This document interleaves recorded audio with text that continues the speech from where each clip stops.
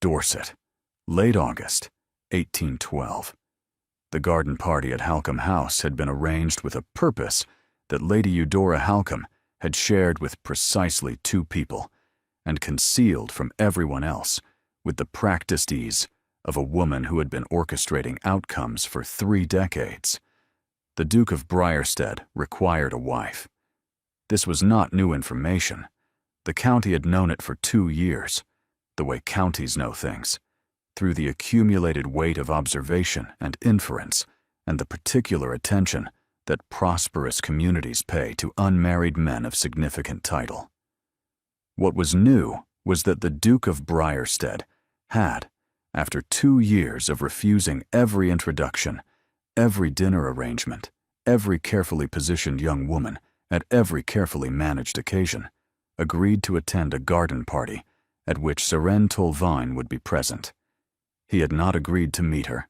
He had agreed to attend, which Lady Eudora understood as the same thing, and the Duke understood as something he could leave at any point without obligation. The Tolvane family had a fortune built on shipping, Bristol docks, Mediterranean routes, a fleet that had survived the war years through the particular intelligence of Aldrich Tolvane, who had a gift for knowing which risks were calculated and which were reckless, and who had passed this gift, along with the fortune it produced, to his daughter. Sirène was 23. She had been managing the household accounts since she was 15. She had her father's mind for numbers, and her mother's gift for making a room want to listen to her, which was, Lady Eudora had noted on 3 separate occasions, a combination the county had not seen before and did not entirely know what to do with. The Duke of Briarstead had not laughed in 2 years. The county knew this, too. They knew it, the way they knew the Halcombe roses bloomed in June and the River Severn flooded in March, as a fact of the landscape, unremarkable because it was constant. But Lady Eudora, who had known the Duke since he was a boy, and had watched him become this locked and silent version of himself, did not consider it a fact. She considered it a problem, and Lady Eudora did not tolerate unsolved problems past their 2nd season. Sirène arrived at Halcombe House on a Wednesday afternoon in the last week of August, with her father and the quiet attention of a woman who had been told very little about why this particular garden party mattered, and had deduced the rest herself. She wore a dress the color of late summer, not quite gold, not quite cream, the kind of choice that said taste without saying effort, though effort was precisely what had gone into it, and she saw no point in pretending otherwise. She had been told 3 things about the Duke of Briarstead: that he was wealthy, that he was silent, and that he had once been neither. The 3rd piece of information interested her more than the first 2 combined. The garden at Halcombe House was designed for exactly this kind of afternoon, wide enough for circuits, private enough for conversations, and arranged with the particular intelligence of a hostess who understood that the best social engineering looked like landscaping. There were 40 guests. Sirène identified the Duke before Lady Eudora pointed him out, which was its own kind of information. He was standing at the far edge of the south lawn, near the walled garden, slightly apart from the nearest group in a way that was not rude, but was absolute. He was taller than she had expected, and younger than she had been warned, which was the first surprise. The second was the quality of his stillness, not the vacancy of a man with nothing to say, but the containment of a man who had decided that what he had to say wasn't worth the cost of saying it. She had seen grief before, she had seen anger, and she had seen pride. She had not seen someone build an architecture out of silence and inhabit it with such complete conviction. He was watching the garden, not the guests, the garden itself. The late roses along the south wall, the gravel paths, the way the afternoon light moved across the lawn. He watched it with the attention of a man who preferred landscapes to people, and she thought, with the precision she brought to first impressions, he is not bored. He is in pain, and this is what his pain looks like when it has had 2 years to become a habit. Their eyes met once across the lawn, briefly, with the unintentional accuracy of two people who had been aware of each other's position for 20 minutes and had been managing not to look. She did not smile. He did not look away. And then he did, and she noted the speed of it, and went to find Lady Eudora and asked to be introduced. Lady Eudora arranged the introduction at the entrance to the walled garden, a strategic choice of territory that Seren, who had spent 8 years watching her father negotiate contracts, recognized instantly. Lady Eudora excused herself with the transparent efficiency of a woman who had delivered 2 people to the same square of gravel and intended to let the gravel do its work. They walked. This had not been discussed. They simply began moving along the path into the walled garden, and Seren understood from the way he walked, unhurried, shoulders set, eyes forward, that he conducted conversations in motion because stillness required him to look at people, and looking at people required him to be present in a way he had spent 2 years learning to avoid. "Lady Eudora tells me your father's business is in shipping," he said. His voice was lower than she had expected.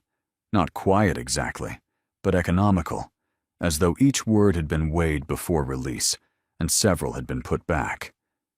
"It is, and that you are involved in its management.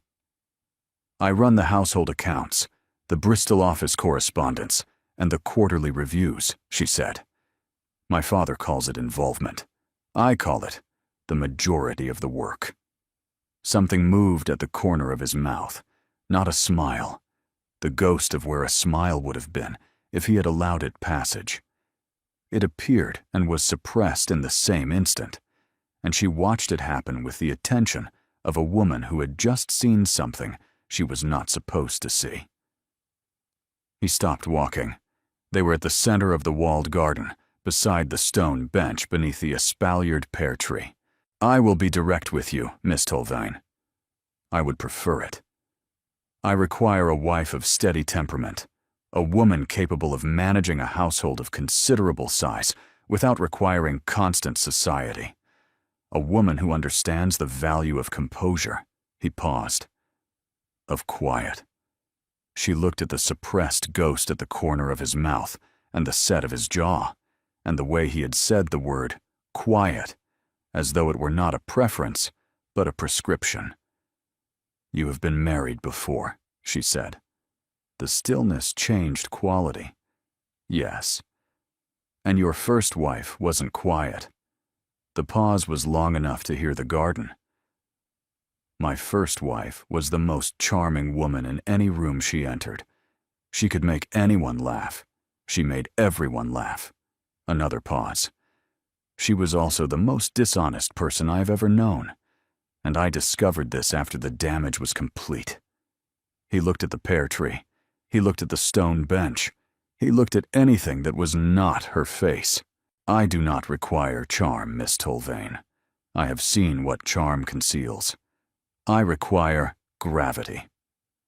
Serene understood, with a clarity that arrived fully formed, that the man in front of her had loved a woman who made everyone laugh and had been destroyed by what lived behind the laughter, and had built his silence over the wreckage like a wall, and was now explaining the wall as though it were a blueprint.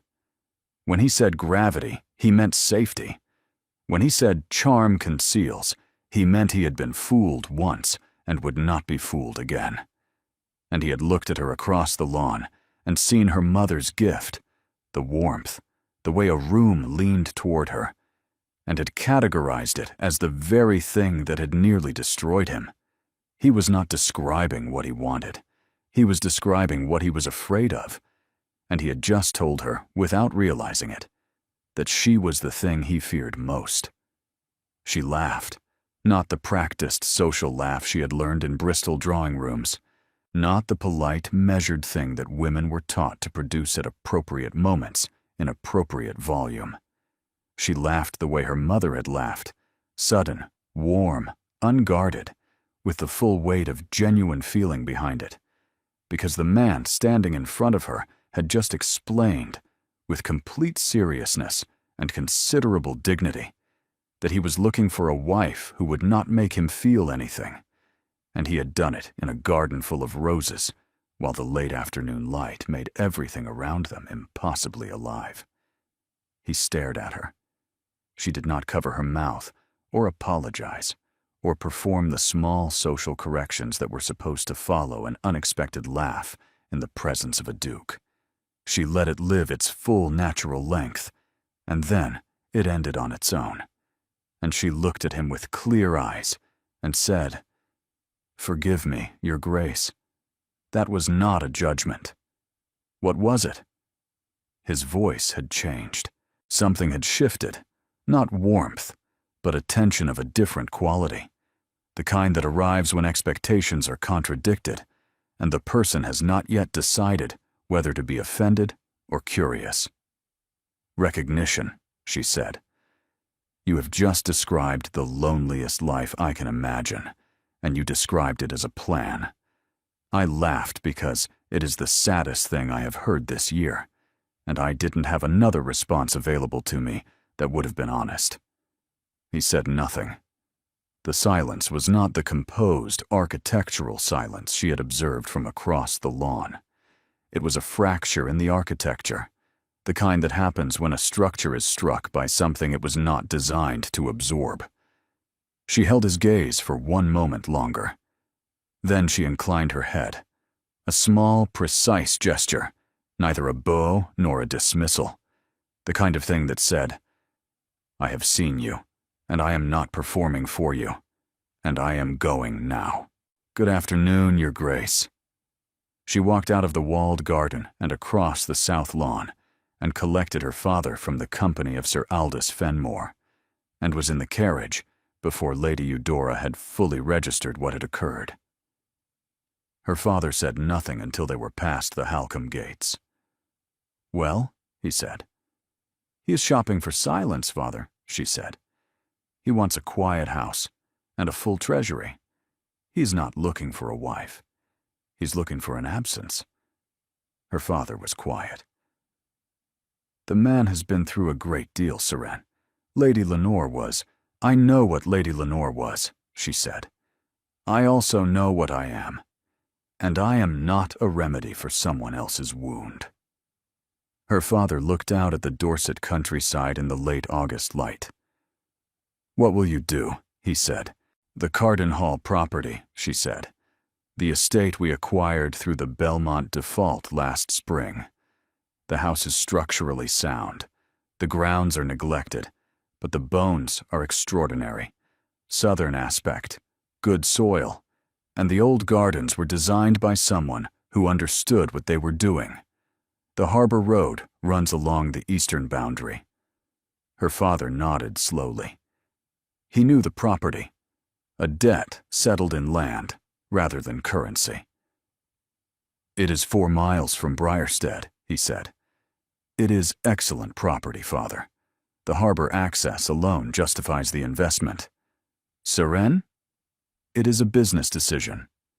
He regarded her with the comprehensive understanding of what his daughter's business decisions looked like when they were purely business, and what they looked like when they were something else dressed in business clothes.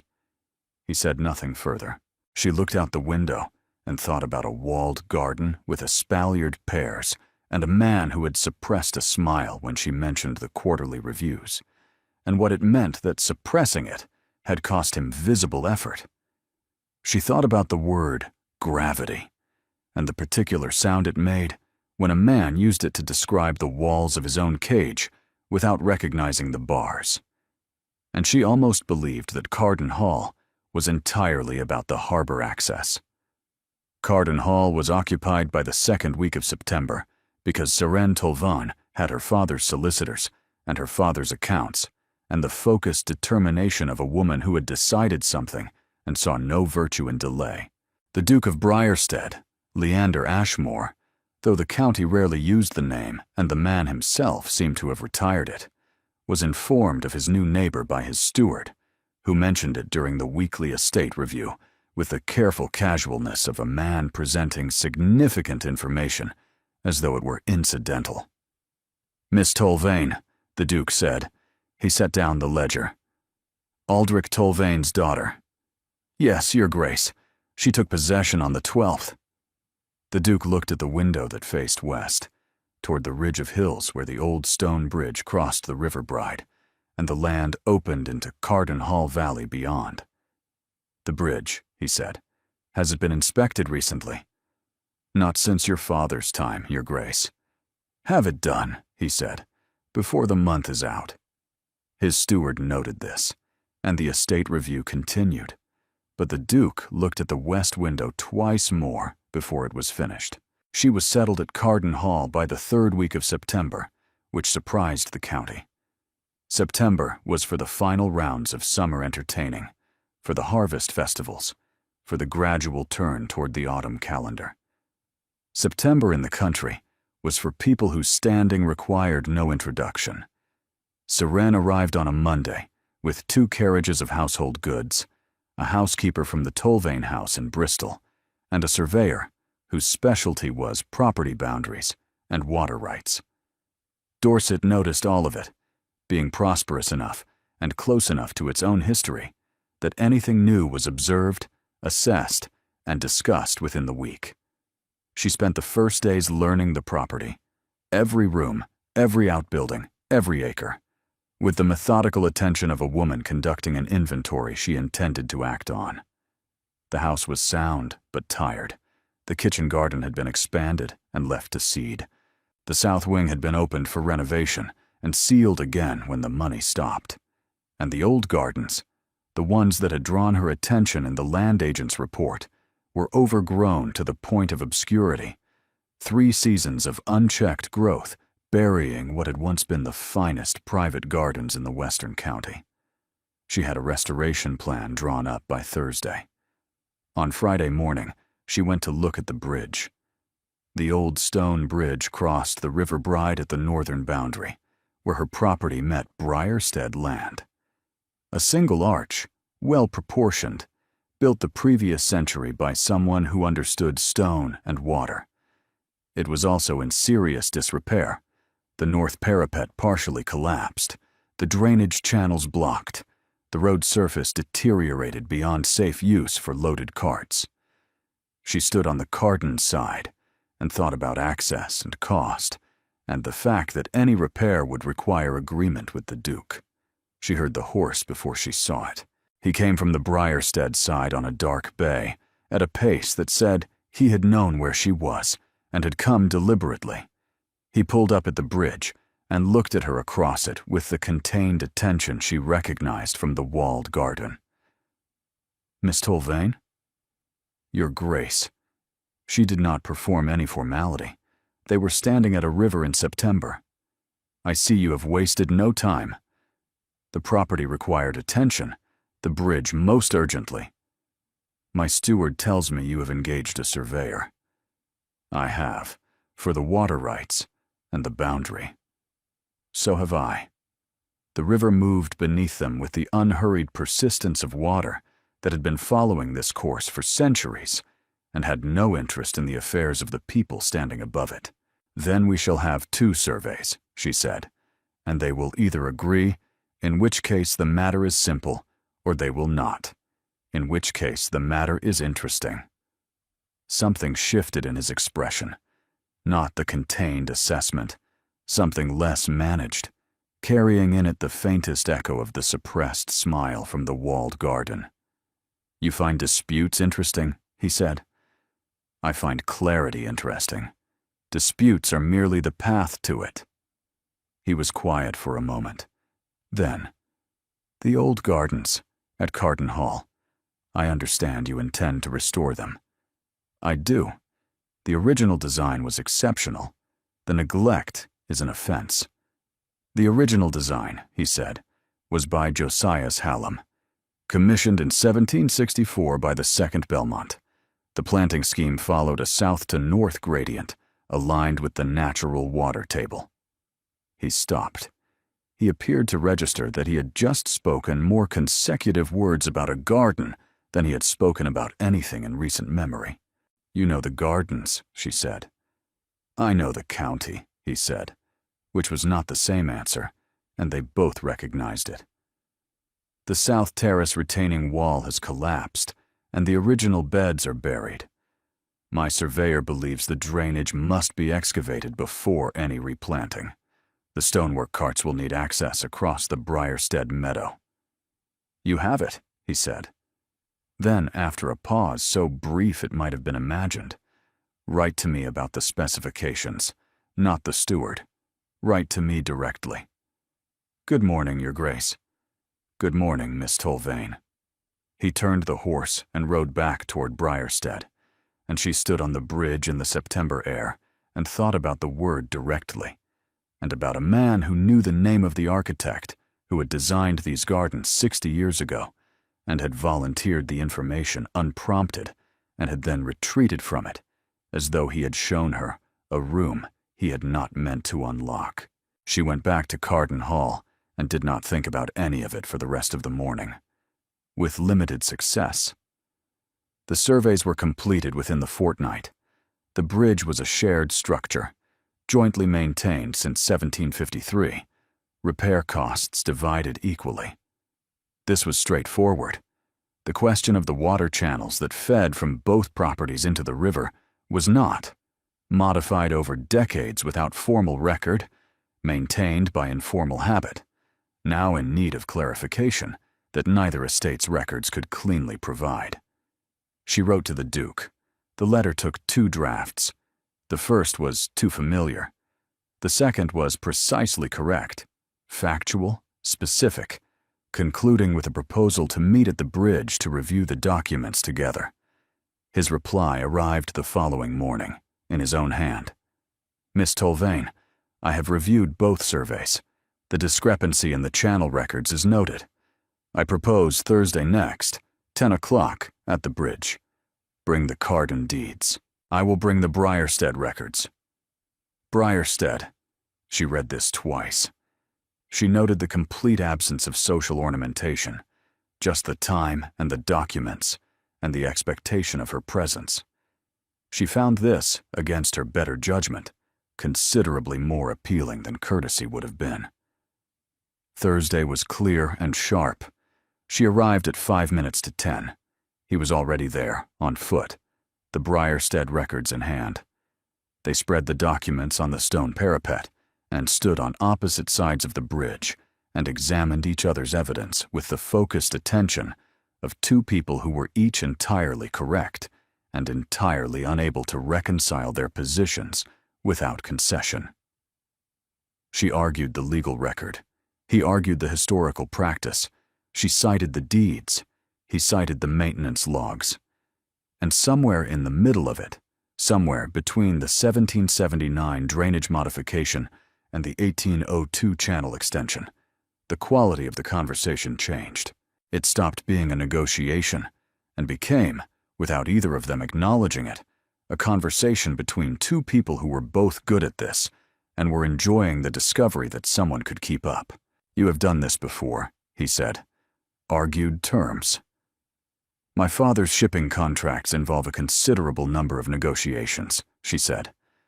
I have been present for most of them since I was 16. Your father brings you to contract negotiations. My father brings me to everything. He has no sons. He has me. He decided when I was 12 that this was either an obstacle or an asset, and has operated on the assumption of the latter. She met his gaze. He has not been wrong. I propose we formalize the existing channel arrangement, he said. Briarstead continues the eastern channel. Carden takes the western, both recorded properly. You could claim the eastern channel through 40 years of established practice. I could. Why don't you? Because a year of legal letters would cost both estates more than the channels are worth, and at the end of it, one of us would have a precedent, and the other would have a grievance. He looked back at her. I prefer a functional neighbor to a legal victory. I accept, she said, on the condition that the formal record reflects the legal basis, not the historical practice. A pause. Agreed. She extended her hand across the parapet. He looked at it in a glove that was good leather and faintly ink-stained at the right thumb. and shook it. Brief, firm.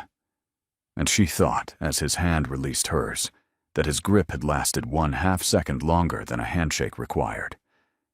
She walked back to Carden Hall with the quiet satisfaction of a woman who had held her ground and been met with something she had not expected from a man she had been told to expect nothing from. The county dinners began in October. Dorset society in autumn was a closed circuit. The same families, the same houses, the same conversations passed through the same rooms with the ease of people who had perfected social ritual into an art. Seren had been received with cautious warmth. She was wealthy enough to be included. She was not titled enough to be assumed. She and the Duke attended the same dinner 3 times in October. The first was at Fenmore House, where they exchanged one remark about the bridge repair, which Lady Fenmore overheard, and which became the most discussed topic at the second dinner. The second was at Halcombe House, arranged by Lady Eudora with undisguised intention. The third was at Briarstead itself, where Seren spent 40 minutes discussing soil composition with old Mr. Hathorn, because Mr. Hathorn knew things about the Carden soil that her surveyor did not, and the South Terrace depended on precision. She was aware, during the conversation with Mr. Hathorn, that the Duke was listening, not visibly, but she had developed a working sense of where his attention was directed, and it was, with a frequency she noted, directed toward her. She had also learned, across the 3 dinners, that wherever the Duke appeared, Pembury followed with the gravitational loyalty of a man who had attached himself to a title and confused proximity with equivalence. The autumn assembly at Fenmore House was the first large gathering of the season. 50 guests, the full county. The Duke was across the room when she entered, and he looked up, and the attention she had learned to identify was undisguised for 1/2 second before the containment returned. The evening proceeded. Circuits, conversations, the choreography of 50 people managing their positions. She talked about the restoration with the Fenmore daughters, about the Harbor Road with Sir Aldous. The Duke appeared at Sir Aldous' elbow at some point and stayed, and the 3 of them discussed roads and bridges until Sir Aldous was collected by his wife, and then it was the 2 of them, and the conversation moved without either of them steering it, from bridges to the South Terrace, to a question he asked about the Bristol shipping office. That was the first question he had ever asked about her rather than about the land. She answered. He listened. He asked a second. She thought, this is what it looks like when he is actually present. She thought, I should not be keeping notes on what he looks like when he is actually present. Lord Darvell Pembury arrived at her left shoulder. She had seen him circling for 20 minutes with the tracking attention she brought to rooms. She had been navigating difficult social spaces since she was 16, and she could identify the calibration of a person's intent by the quality of their approach within 30 seconds of observing it. Pembury's approach had the deliberate trajectory of a man who had chosen his moment and his audience. 5 people stood within easy hearing. Miss Tolvain, Carden Hall is looking well, I understand. Extensive improvements. Thank you. The gardens required significant attention. Gardens, he said, with a smile aimed at the listeners. One does wonder, with such ambitious restoration. A theatrical pause. Whether the investment matches the likely permanence of the arrangement. She held his gaze. That is to say, he continued, Dorset has a certain character, an established order. One hopes new arrivals appreciate the nature of the county before embarking on too ambitious a program of improvement. The word did exactly the work he had designed it to do. In a different mouth, neutral. In his, it meant, you are merchant money in Old Dorset, and you have overreached, and everyone here knows it. She was formulating her response when the Duke spoke. The restoration at Carden Hall, the Duke said from her right, in a voice she had not heard before. Not the garden voice, not the bridge voice, but the one beneath all of them, the one that carried 200 years of Dorset in it and understood precisely what weight it held, follows the original Hallam design of 1764, which was considered the finest private commission in the Western County. The work Miss Tolvain has undertaken has resolved drainage failures, affecting both the Carden and Briarstead water systems, for over a decade. He turned that complete, unhurried attention, the same that had once been directed at her in the walled garden, on Pembury. The investment is entirely proportionate, as anyone familiar with the land would know. Pembury's smile underwent a rapid adjustment. "Of course, Your Grace, I merely—" "The county," the Duke said, with the economy of a man who did not require volume, "benefits from landowners who take their property seriously. I believe we are all agreed on that." He held Pembury's gaze one moment longer than necessary, the ducal equivalent of a closing argument, then returned to the conversation as though nothing had occurred. Pembury found someone else to address, with the haste of a man corrected in public, who required distance to reassemble. Seren stood beside the Duke in the aftermath and thought about what had just happened, the weight of what he had said, how he had said it, and the fact that he had spoken at all. He did not look at her. He was discussing county road improvements with Sir Aldous, and nothing about his manner suggested he had just done something significant. She crossed to the far side of the room, where Lady Eudora stood with a glass of wine and the expression of a woman who had watched the entire exchange. "He intervened," Seren said.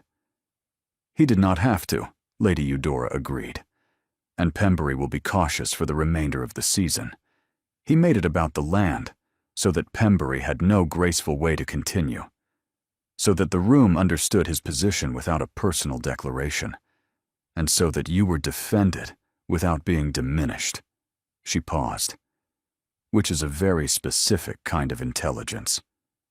Serene held her glass and thought about 2 months of bridge surveys and water channels, and a man who had told her he required gravity and had spent the subsequent weeks discovering that hers carried a different weight than he had calculated. "He was wrong about me," she said. "In the garden." "Yes," Lady Eudora said, "and he knows it. He has known it for some time. He is a man who keeps careful accounts. He required sufficient evidence before revising the ledger." Seren considered the laugh in the walled garden, the honest, unguarded one that had cracked his architecture. She considered the version of herself who had produced it, and the version standing in this room 2 months later with a wine glass and a garden restoration and a county that was beginning to understand what she was. Serene looked across the room at the Duke. He looked back. Not the contained attention, the other one. The one she had stopped pretending not to notice. She held his gaze for 1 beat longer than the social register required, and then turned back to Lady Eudora, and the assembly continued around them, and neither said anything further that evening, and it cost them both considerably. November brought the first real cold and a discovery. The east border excavation uncovered stone foundations from an earlier garden that no one had known existed. She wrote to the Duke on Monday, a professional inquiry about whether the Briarstead archive held any records of pre-Hallam gardening at Carden. He arrived on Tuesday afternoon, which wasn't what she had expected. She was kneeling beside the excavation in a work dress she would not have chosen for receiving a Duke, but she had stopped arranging herself for his benefit sometime in October and was not going to resume. He came through the garden gate and stood at the edge of the excavation with an expression she had never seen on him. Not containment, not assessment, but something unguarded and immediate. "These are Tudor," he said. He crouched beside the exposed stonework and ran his hand along the foundation wall. Pre-1600. This was a knot garden.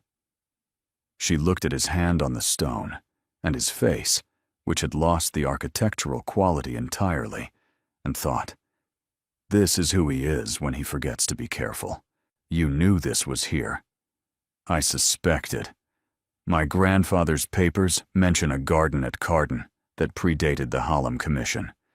He described it as remarkable. You have your grandfather's papers. The Brierstead archive goes back to the 16th century. It is the faintest suggestion of something at the corner of his mouth, comprehensively organized. By whom? By me.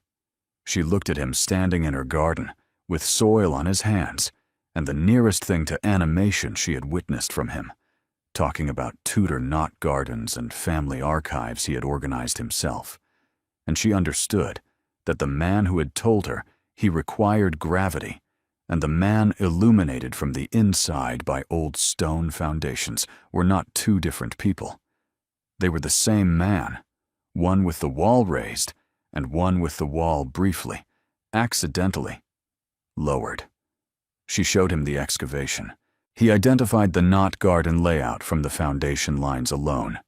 4 quadrants, a central axis, the characteristic geometry of the late Tudor period. He pointed out where the paths would have run and where the water feature would have stood. She listened, took notes, and did not mention that his voice had changed, that the economy was gone, that words were arriving without being weighed, that he was speaking the way people speak when they have forgotten to monitor themselves. At one point, while she was explaining the soil analysis, she made a remark about her surveyor's handwriting being less legible than a 16th century monk's, and something happened. He almost laughed. Not the suppressed ghost from the walled garden. This was closer, a sound that began in his chest and reached his throat and was stopped there, physically, by a reflex so practiced it was nearly involuntary. He caught it the way a man catches a glass before it falls. She did not remark on it. She continued the soil analysis as though nothing had occurred, and gave him the privacy of the moment, and thought, that was closer. That was very close. She offered tea. He accepted, the first time he had accepted anything at Carden Hall, and they sat in the library for 40 minutes and discussed the Tudor garden, and then a book on landscape history she had on the shelf that he had also read, and neither of them mentioned the walled garden or the word gravity, and the afternoon was entirely about old stones and garden plans, and entirely not. December brought frost, and the frost brought urgency. The east border, where the Tudor foundations had been excavated, was exposed, and the cold threatened the uncovered stonework. Saren spent 3 days in the December chill with her estate manager, laying protective coverings and redirecting water channels. She wrote to the Duke on Monday about the channel diversion. He arrived on Tuesday, on foot, through the garden gate. She was kneeling beside the foundations when she saw him, in a coat that was practical rather than fashionable, carrying a rolled document under his arm. I brought the grandfather's papers, he said. The original survey of the pre-Hallam garden. It may help with the covering work. His gaze moved across the south terrace, the east border, with its careful protective layers, the full scope of what she had accomplished since September, a complete reassessment, conducted in silence. You have done all of this in 3 months. The property required it. The property did not require a Tudor excavation. That was yours. The garden deserved to be known. What was buried deserved to be uncovered. Something moved in his expression. Something that was not about gardens. He was quiet for a long moment. Then, I owe you an apology.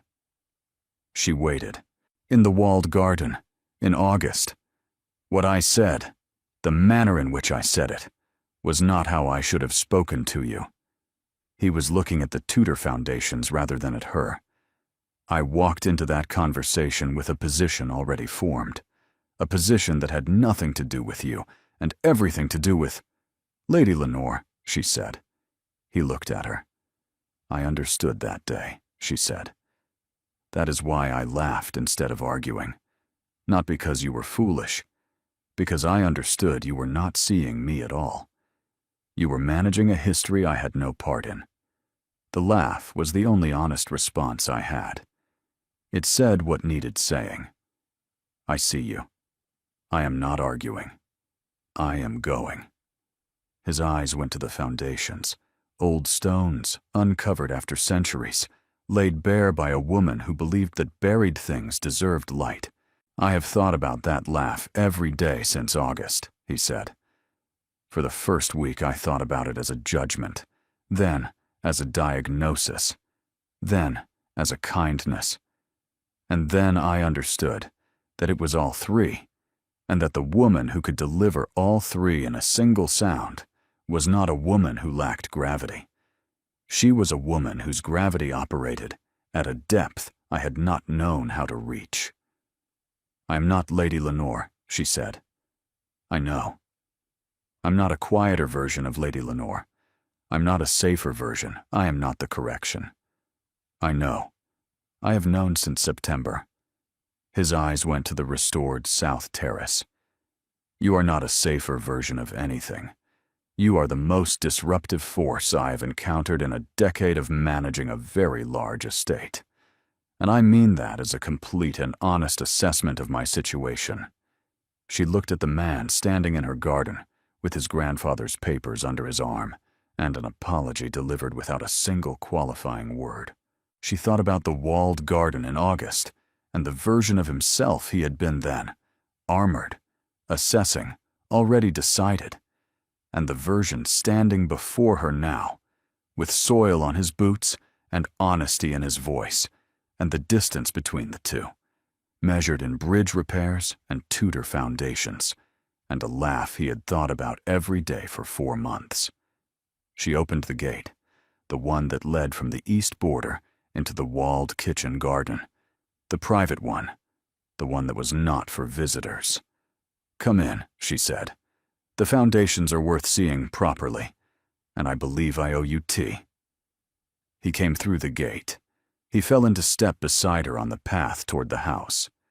The December morning was sharp and clear, and the restored beds were sleeping under their winter coverings, and nothing had been resolved, and everything had been said that needed to be said first. She thought, there is more to say. She thought, it will keep until the tea. The tea was in the Carden library.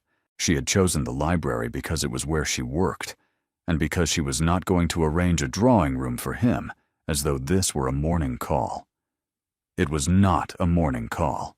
It was a man who had come through a gate she had opened, who had carried his grandfather's papers as an offering, and who was now sitting in the chair across from her desk, with nothing managed in his expression at all. Mrs. Garrow brought the tea and withdrew. Seren poured, handed him his cup, and sat back in her chair. His attention moved to the books, the desk covered in estate papers and garden surveys, taking in all of it with the focus of a man reading a room and finding it more legible than he had expected. You work here, he said, every morning. Not the drawing room. The drawing room is for visitors. The library is for work. She paused. You are not a visitor. What am I? You are my neighbor, with whom I share a bridge, a water system, and a set of Tudor foundations. The drawing room would be excessive. He drank his tea. In my experience, women who maintain working libraries are either eccentric or formidable. And which have you determined? I have been revising the categories since approximately September. She thought about the apology at the gate, the undeflected one, and about the 3 months she had spent trying to dislike him with consistency, and the growing evidence that consistency on this point was no longer available to her. Leander, she said. He stilled. She had not used his name before. She had used his title and his grace and the careful distance of formality, and now the name was in the Carden library between them, and neither of them could retrieve it. Yes, he said. I bought this estate because of you, she said. Not entirely. The property is sound. The investment was rational. All of it remains true. But I bought it knowing it was 4 miles from yours, and I told myself it was business, and I almost believed it for about 3 weeks. She looked at the survey maps on the desk. I was angry. I wanted you to see me, not the fortune and the father and the category I had been assigned. I thought if I were your neighbor, if I were here, visible, undeniable, you would have to see me eventually. That was not a mature strategy, she said. It was an effective one, he said. It resulted in a bridge dispute and a drainage negotiation and a tutor excavation. It resulted in you being here in this library having this conversation. He paused. I consider the investment entirely sound. He stood. He came around the desk and stood before her chair. And she stood, because this was not a conversation for sitting. And they were very close in the Carden Library, with the December light and the survey maps between them and 4 months of bridges and gardens behind them. I was wrong about you, he said. In the walled garden. I was wrong before I met you, and I was wrong during the meeting, and I have spent every day since accumulating evidence of exactly how wrong I was. His eyes held hers with nothing of containment left. I am asking whether I am too late to be right. She considered the laugh, the first one, the walled garden one, the one that had said, I see you, and I refuse to pretend this is reasonable. She thought about what it meant now, in this room, with this man who had stood at an assembly and told the county the investment was entirely proportionate, and had come through her garden gate and apologized without qualification. She did not laugh. She put her hand on his arm, flat, deliberate, and looked up at him and said, You are not too late. He covered her hand with his. And then, standing in the Carden Library with her hand on his arm and his hand over hers, Leander Ashmore, the Duke of Briarstead, who had not laughed in over 2 years, laughed. It was quiet. It was brief. It was the sound of a man who had kept a door locked for so long he had forgotten what was behind it, and had just opened it, and had found that what waited there was not the thing he feared. It was relief and recognition, and the specific sound of a wall coming down from the inside. What was that? She said. I believe that was the sound of my policies performing very badly. She laughed. The real one, the warm, ungoverned one from the walled garden. And his met hers in the Carden Library. And for a moment, both sounds existed in the same room, and neither required management. He kissed her. It was not tentative. It had the honesty of a man who had been revising his position for 4 months and had arrived at a conclusion he was prepared to act on. She kissed him back with the same precision she brought to contracts and garden plans and every true thing she had ever decided, and the library was warm, and the December afternoon was outside, and none of it required further analysis. When they separated, she kept her hand on his arm. The bridge, she said. Repaired. The water channels. Formalized.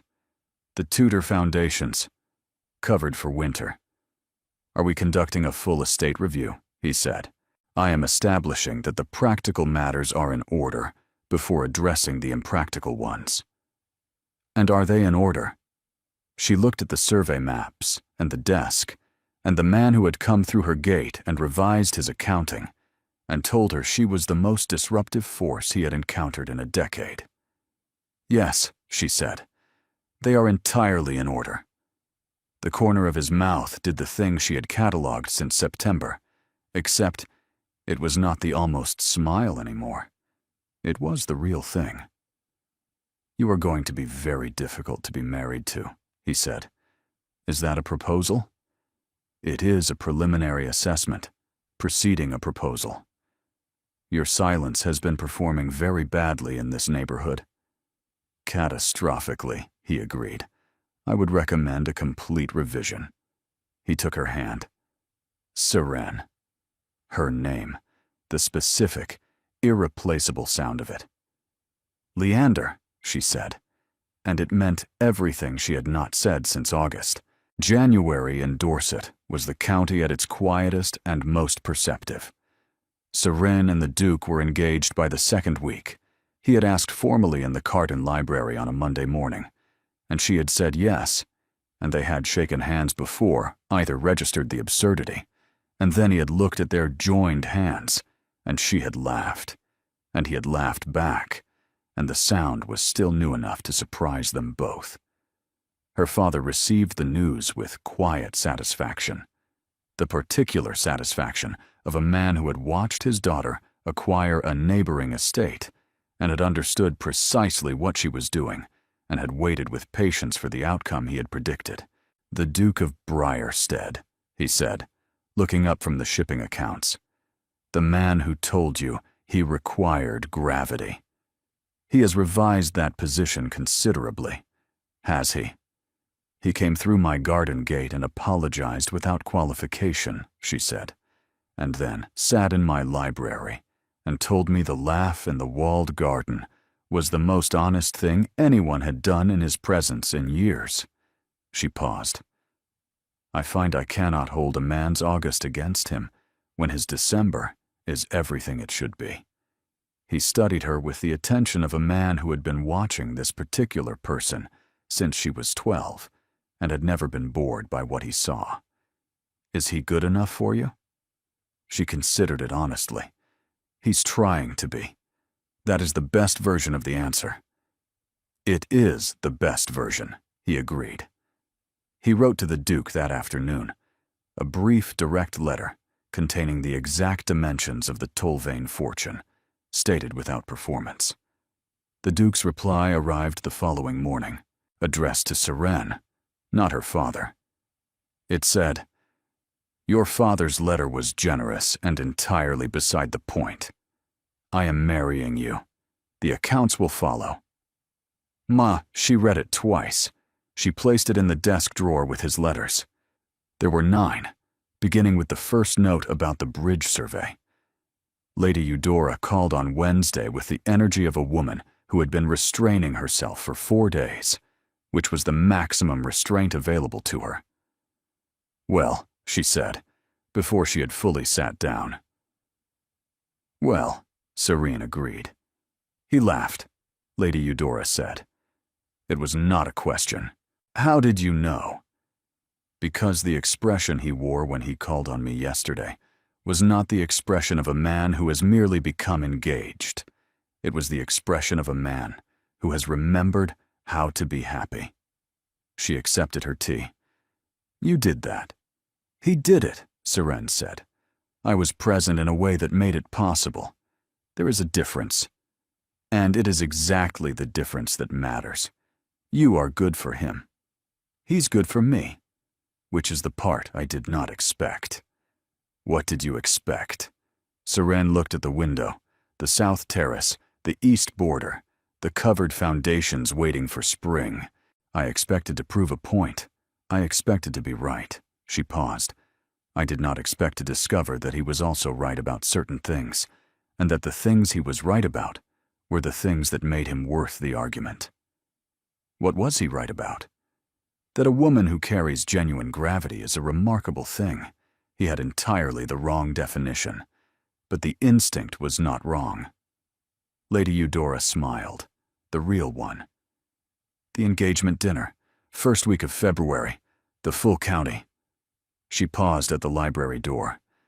"Pembury will be invited, because it is better to have him at the table, where he must conduct himself appropriately, than outside it, where he will not.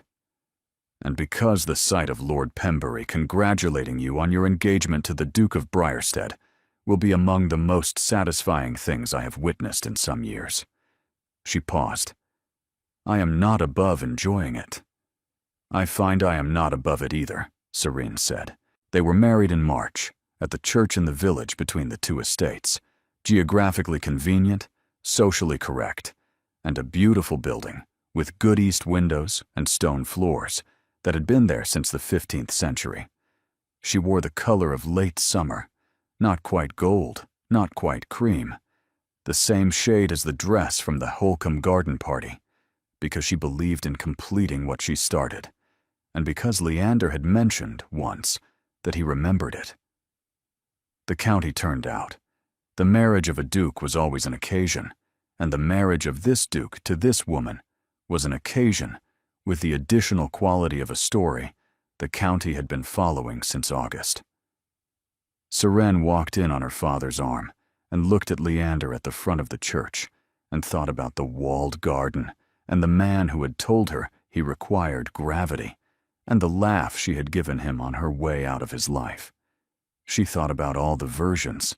The first, honest and shocking. I see you, and I am not performing for you, and I am going. The second, absent, deliberately withheld at the assembly, composure chosen over warmth.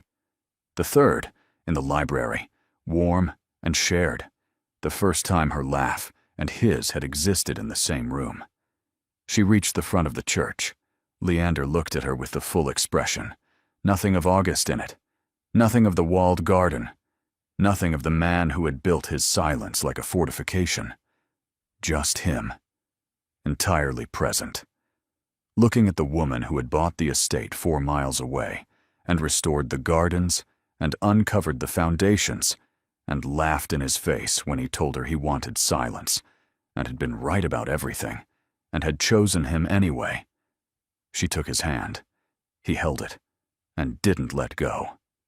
The county watched, and the county understood, and the county was, for once, entirely correct about what it was witnessing.